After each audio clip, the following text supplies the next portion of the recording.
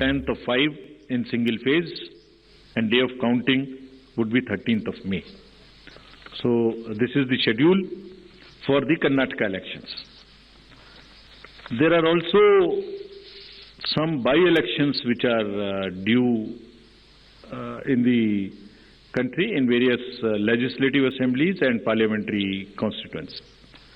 So we are simultaneously announcing the by-elections also. So the by-elections will take place for the assembly in Odisha, Jharsuguda, in UP,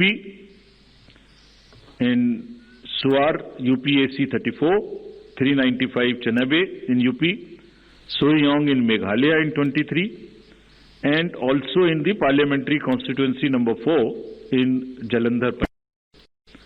So this will fill up all our vacancies till February 2023.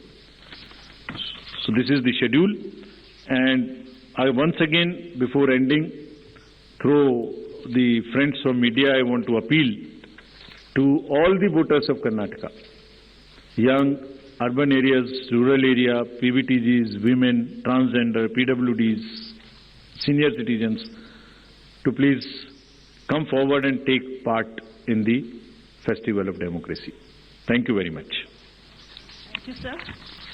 We'll now be able to take questions. Right से शुरू करते हैं. Neeraj. Hello sir, Neeraj हूँ, news 18 India से. कर्नाटक विधानसभा चुनाव की घोषणा आपने कर दी एक चरण में, और कई बाई इलेक्शन की भी घोषणा की है. वायनाड लोकसभा उपचुनाव, वायनाड सीट भी खाली हो गई है. चुनाव आयोग को जानकारी लोकसभा सचिवालय की तरफ से भेज दी गई है. वहां उपचुनाव की घोषणा आज आपने नहीं की है.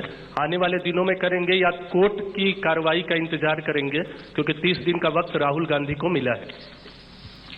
Another question here. आपने ब्रह्म प्रकाश आपने. सर, ब्रह्म प्रकाश दुबे हूँ जी न्यूज़ से. मेरा सवाल यह है कि आमतौर पर वोटिंग के दौरान जो मैंने देखा है कवरेज के दौरान दिक्कत होती है कि लोगों के पास कई बार इलेक्शन आई कार्ड होता है लेकिन वोटिंग लिस्ट से उनका नाम गायब होता है. ऐसे कई इंसिडेंट्स होते हैं. तो इन चुनाव के दौरान उन लोगों के लिए किस तरह से व्यवस्था होगी कि कई लोग कहते हैं कि हमारा नाम कटवा दिया गया यहाँ से जबकि वोटिंग कार्ड है, तो क्या मैकेनिज्म है? Thank you. Hello Diksha. Hi sir, Diksha Bhardwaj from Hindustan Times. Sir, my question is regarding EVM. Since you mentioned the opposition parties have come together and they've alleged that they're going to take up the issue of EVM tampering and EVM frauds. What is the response from the Commission on this? Because they're saying that their questions have so far not been answered. Poonam आपने. नमस्कार, मैं पूनम हूँ अमर उजाला से. Sir, मेरा प्रश्न है, आप लोग इतना प्रयास कर रहे हैं लेकिन पिछले चुनाव में भी जो शहरी मतदाता हैं उनकी उदासीनता कम होने का नाम नहीं ले रही है. इस मर्तबा कर्नाटक चुनाव में इसकी पुनरावृत्ति न हो, इसको लेकर क्या प्रयास किए गए हैं?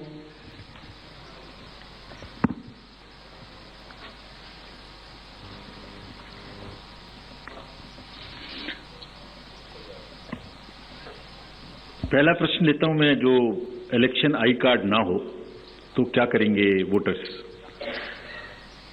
तो पहली बात तो उनको अभी से वोटर किस बूथ में कौन वोटर्स हैं इसकी लिस्ट अभी से अवेलेबल है.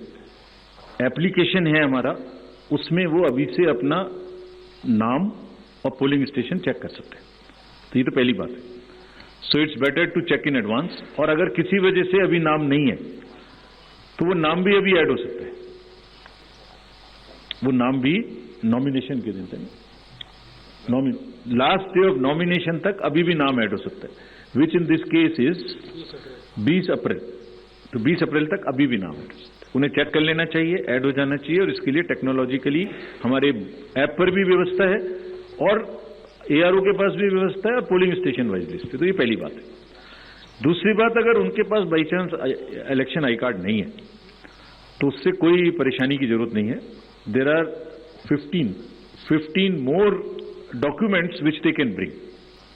उसकी लिस्ट पूरी आज मैंने नहीं दिखाई, मैं अभी उसको ट्वीट करा दूंगा, सबके साथ शेयर हो जाएगी. उसमें ड्राइविंग लाइसेंस है, पासपोर्ट है, राशन कार्ड है, बिजली का बिल है, बहुत सारी चीजें हैं. मोरलेस कोई ना कोई चीज उनके पास होगी ही। तो हमारा पूरा प्रयास होगा कि वो बूथ पर आए और आने के बाद उनको वोटिंग करने के लिए अनेबल किया जाए। क्या था बताइए?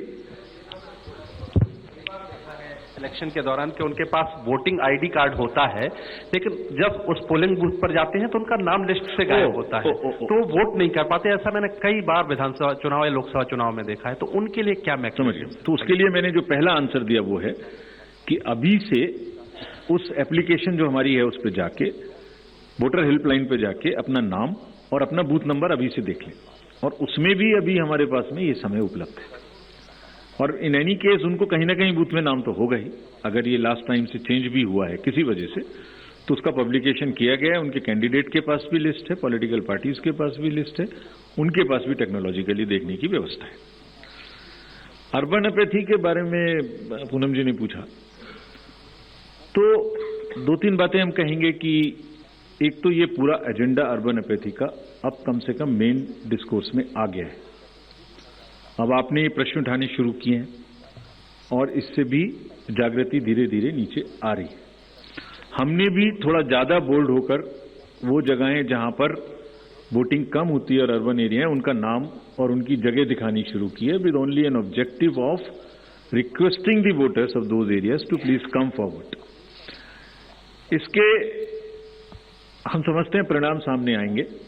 जैसे आपको एक उदाहरण अभी बताता हूं, कर्नाटका में ही जो RWAs हैं, उन्होंने एक नया अभियान शुरू किया है, कुछ RWAs ने, कि वो अपने यहां एक इसका अवेयरनेस प्रोग्राम चलाएं और अपने अपार्टमेंट्स में रहने वाले लोगों को इस तरीके से मोटिवेट करें कि वो उस दिन आ सकें। So there is a far more awareness, there is a criticality attached to it now amongst the youth and also amongst the urban areas. In times to come, we are sure we'll also step up our awareness program. We'll have very targeted, focused sweep and other activities. And आप सबकी मदद से articles आएंगे, आपकी मदद से ये बातें लिखी जाएंगी, तो लोगों को भी बाहर निकलने का पड़ेगा। हाँ, और एक चीज मैं बताना भूल गया, इसके लिए हमने एक काम और किया है इस बार। जो डेट ऑफ पोल है वो वेडनेसडे को रखी है। ये this is very important, I forgot to mention this. Monday होती तो फ्राइडे सैटरडे की छुट्टी के साथ मिलती है, ट्यूसडे होता तो एक दिन की छुट्टी लेने से बाहर जा सकते हैं, 4 दिन की मिलती है। अब वेडनेसडे में तो 2 दिन लेनी पड़ेगी, जो जरा मुश्किल है। So this is what we have done in Karnataka to keep it on Wednesday.